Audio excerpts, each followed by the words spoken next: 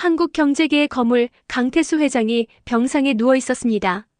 새의 나이에도 여전히 날카로운 눈빛을 잃지 않았지만 이제는 의료진의 도움 없이는 일어날 수도 없는 몸이 되었어요. 강남의 한 대형 병원 VIP 병실. 최고급 시설을 갖춘 이곳에는 언제나 정적만이 흘렀습니다. 창밖으로는 한강이 내려다 보이고 벽면에는 그가 일궈낸 기업 제국의 역사를 보여주는 사진들이 걸려 있었어요.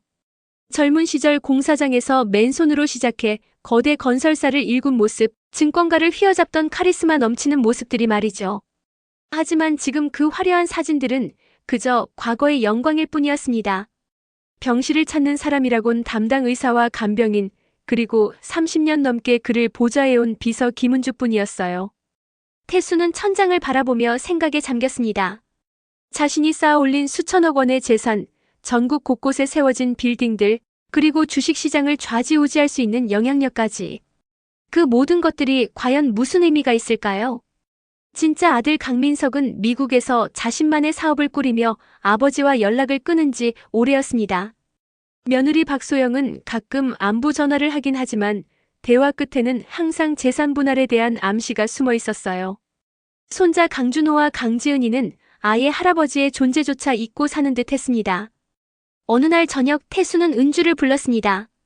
은주 씨, 내가 이렇게 누워있으니 온갖 생각이 다 드는군요. 은주는 차분한 목소리로 대답했습니다. 회장님, 너무 걱정하지 마세요. 건강부터 챙기시는 게 우선입니다. 태수는 쓸쓸한 미소를 지었습니다. 가족이라는 게 참 묘하죠. 피가 섞였다고 해서 모두 가족인 건 아니고 남이라고 해서 가족이 될 수 없는 것도 아니고. 그날 밤 태수는 잠들지 못하고 창밖을 바라봤습니다. 한강 위로 반짝이는 불빛들이 마치 자신의 지나간 인생을 보여주는 것 같았어요. 찬란했지만 외로웠던 세월들이 말이죠. 문득 한 가지 생각이 떠올랐습니다. 내 전 재산을 누가 받을 자격이 있을까? 혈연이라는 이유만으로 나를 외면한 자들일까 아니면. 태수의 눈에 묘한 빛이 서렸습니다. 마치 무언가 큰 결심을 하는 사람의 표정이었어요. 태수가 병원에 입원한 지 한 달이 지난 어느 날 뜻밖의 손님이 찾아왔습니다. 40대 초반의 남성이 병실 문을 조심스럽게 두드렸어요. 회장님, 저는 이민호라고 합니다. 혹시 기억하시나요? 태수는 처음 보는 얼굴에 의아해했지만 남자는 눈물을 글썽이며 말을 이었습니다. 아버님께서 젊으셨을 때 잠시 만나셨던 그분의 아들입니다. 어머니께서 돌아가시기 전에 말씀해 주셨어요.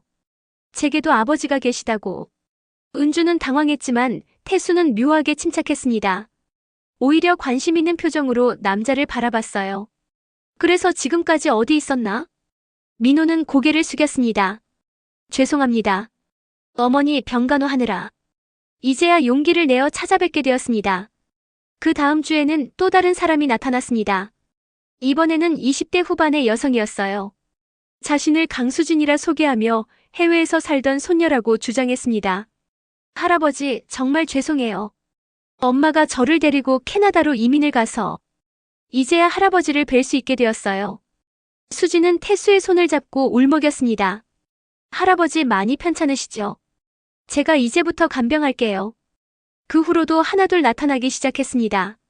외국에서 살던 조카라는 사람, 먼 친척이라는 사람들까지. 모두 하나같이 진짜 가족이라며 태수를 찾아왔어요. 그이들은 모두 한결같이 정성스러웠습니다.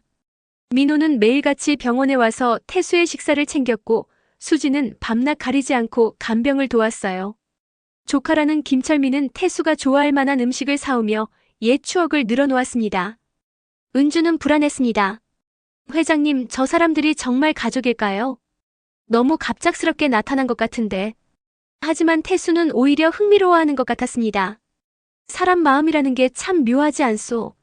진짜든 가짜든 지금 내 곁에서 나를 챙겨주고 있지 않소.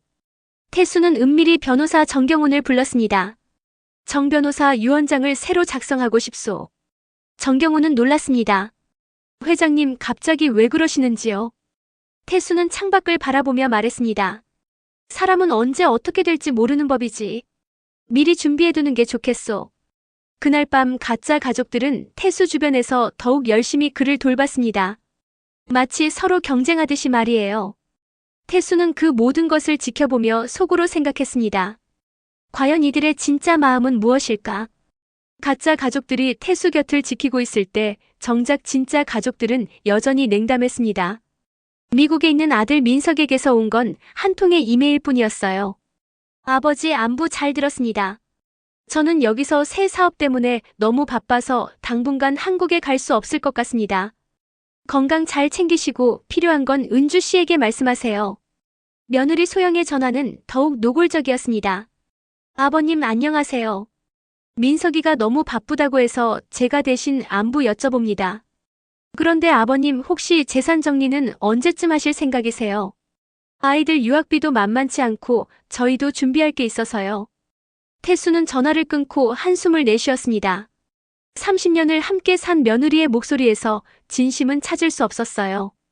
손자 준호는 대학교에서 친구들과 놀기 바빴고 손녀 지은이는 해외 어학연수를 핑계로 연락조차 하지 않았습니다. 가끔 카카오톡으로 용돈을 달라는 메시지만 보낼 뿐이었어요. 반면 병실에는 가짜 가족들의 웃음소리가 끊이지 않았습니다. 민호는 태수의 약 시간을 정확히 챙겼고 수지는 태수가 좋아하는 클래식 음악을 틀어주며 함께 들었어요. 철미는 옛날 사진을 보며 추억담을 나누는 척했습니다. 어느 날 오후 태수는 민호에게 물었습니다. 자네는 왜 갑자기 나타났나? 진짜 목적이 뭔가? 민호는 당황하지 않고 대답했습니다. 아버님, 저는 그저 평생 아버지 없이 살았던 게 한이었어요. 이제라도 효도하고 싶습니다. 태수는 씁쓸하게 웃었습니다. 효도라. 내 친아들도 하지 못한 걸 자네가 하겠다고 하는군. 그날 저녁 태수는 은주에게 말했습니다. 은주 씨, 이상하지 않소? 가짜들이 나를 더 잘 챙기고 진짜들은 나를 외면하다니. 은주는 걱정스러운 표정으로 대답했습니다. 회장님, 그래도 조심하셔야 해요. 저들의 진짜 속마음을 아직 모르잖아요.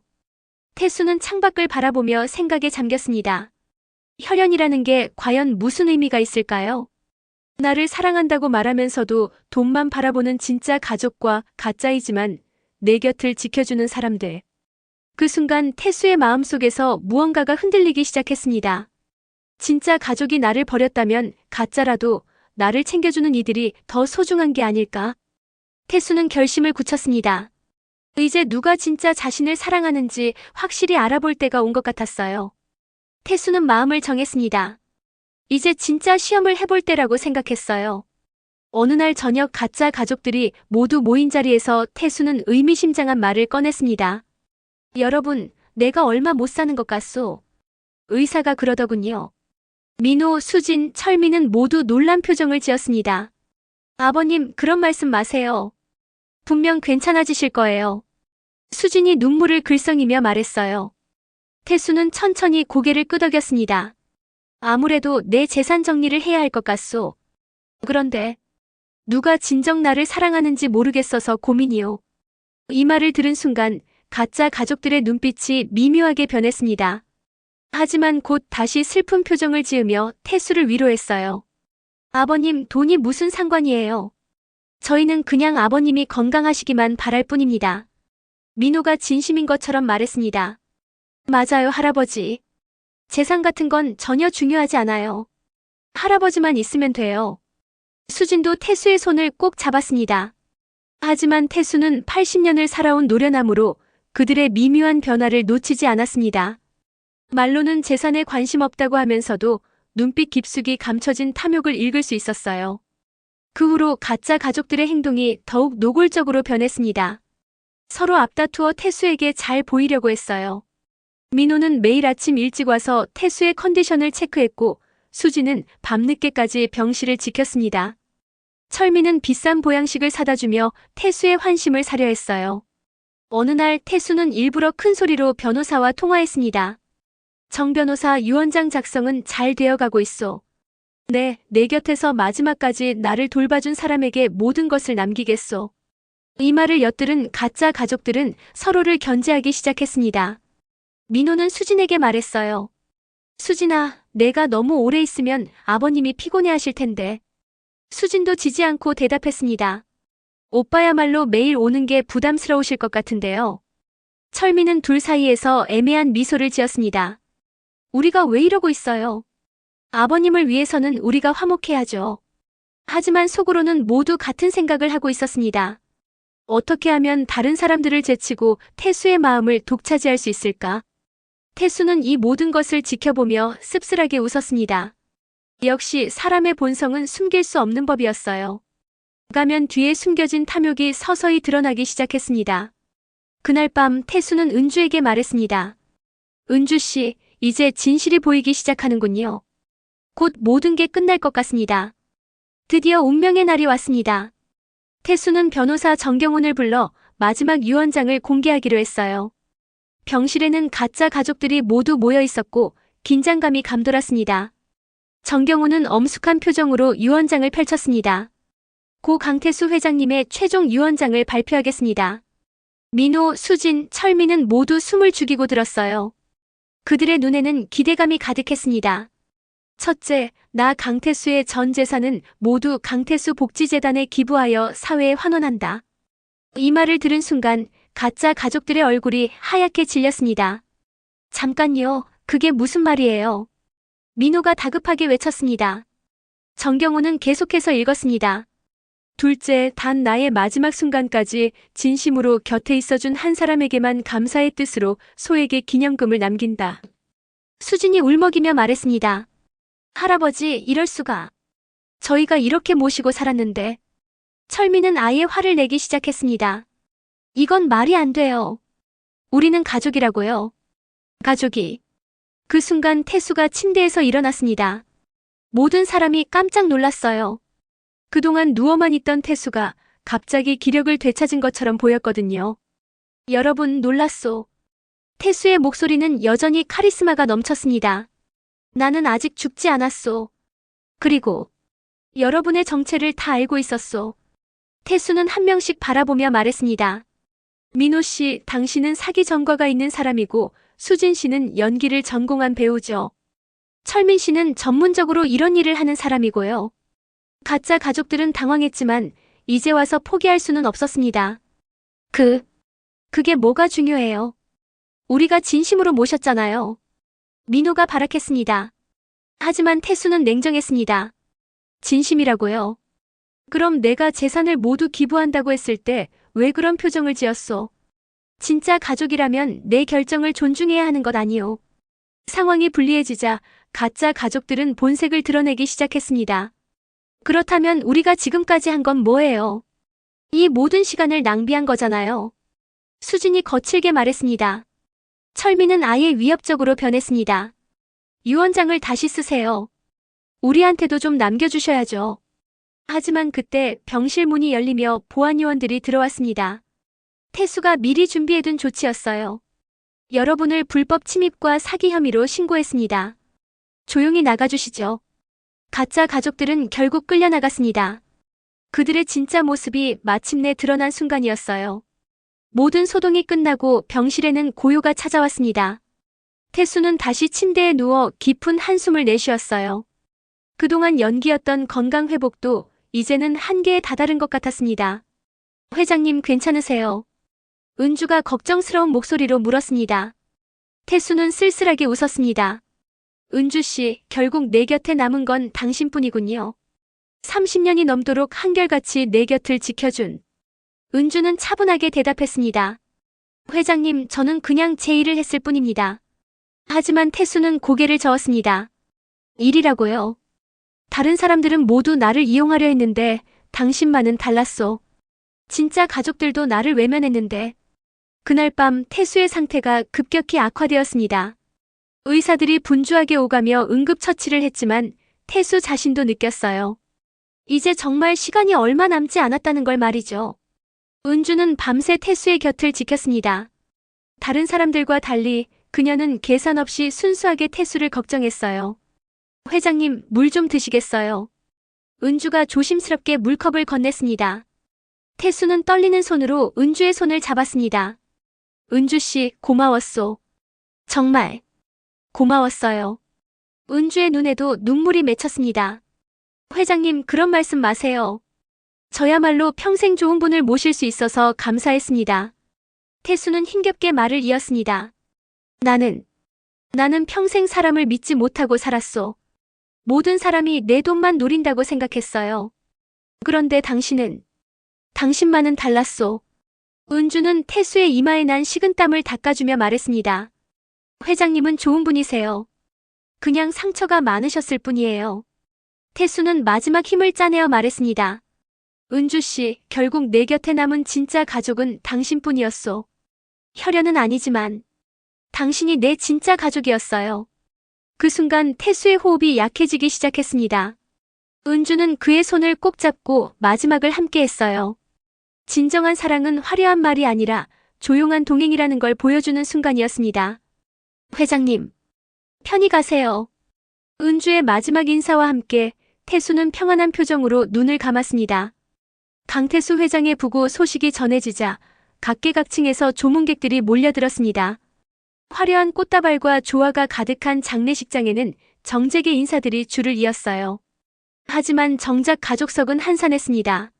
미국에 있던 아들 민석이 급하게 돌아왔지만 그의 표정에는 슬픔보다는 당황스러움이 더 컸어요. 아버지가 정말 모든 재산을 기부하셨다고요? 민석은 변호사 정경훈에게 확인했습니다. 네, 맞습니다. 강태수 복지재단 설립을 위해 전 재산을 기부하셨습니다. 며느리 소영은 믿을 수 없다는 표정이었습니다. 그럼 우리가 받을 수 있는 건 아무것도 없다는 말인가요? 정경훈은 차분하게 대답했습니다. 회장님께서 김은주 비서님에게 강남에 작은 집 한 채를 남기셨을 뿐입니다. 가족들은 서로를 바라보며 당황했습니다. 그들이 기대했던 거대한 유산은 온데간데 없고 평생 아버지를 모신 비서에게만 작은 집이 남겨진 것이었어요. 빈소에서 은주는 조용히 태수의 영정 앞에 앉아 있었습니다. 화려한 조문객들 사이에서도 그녀만큼은 진심으로 태수를 그리워하는 것 같았어요. 아버지를 그렇게 모시더니 결국 집까지 받으셨네요. 손자 준호가 비꼬는 듯 말했습니다. 은주는 조용히 대답했습니다. 저는 그런 것 때문에 모신 게 아닙니다. 손녀 지은이도 못마땅한 표정이었습니다. 할아버지도 참 가족보다 남을 더 챙기시다니. 하지만 은주는 흔들리지 않았습니다. 그녀는 태수가 마지막 순간까지 고민했던 것을 알고 있었어요. 진짜 가족의 의미가 무엇인지, 진정한 사랑이 무엇인지를 말이죠. 장례식이 끝나고 모든 조문객들이 떠난 후 은주는 홀로 태수의 사진 앞에 남았습니다. 회장님, 많은 분들이 오셨어요. 하지만 정말 회장님을 그리워하는 사람은 그리 많지 않은 것 같습니다. 은주는 태수의 사진을 바라보며 조용히 말했습니다. 회장님께서 마지막에 하신 선택이 옳았다고 생각해요. 돈으로 살 수 없는 것들이 진짜 소중한 거니까요. 그날 밤 텅 빈 장례식장에는 은주의 작은 흐느낌만이 울려 퍼졌습니다. 화려했던 강태수의 인생이 마지막을 맞은 순간이었어요. 진짜 가족들은 실망감을 안고 뿔뿔이 흩어졌고 가짜 가족들은 이미 다른 목표를 찾아 사라진 후였습니다. 오직 은주만이 태수의 진짜 마음을 이해하며 글을 보내드렸어요. 태수가 세상을 떠난 지 석 달이 지났습니다. 강태수 복지재단이 정식으로 출범하면서 전국의 어려운 노인들에게 도움의 손길이 뻗어나가기 시작했어요. 재단의 첫 번째 사업은 독거노인 돌봄 서비스였습니다. 태수가 생전에 가장 안타까워했던 문제였거든요. 혼자 쓸쓸히 지내는 노인들에게 따뜻한 식사와 말벗을 제공하는 일이었어요. 은주는 태수가 남겨준 작은 집에서 조용히 살고 있었습니다. 그리 크지 않은 집이었지만 평생 남의 집에서 살았던 그녀에게는 소중한 안식처였어요. 어느 날 재단에서 은주에게 연락이 왔습니다.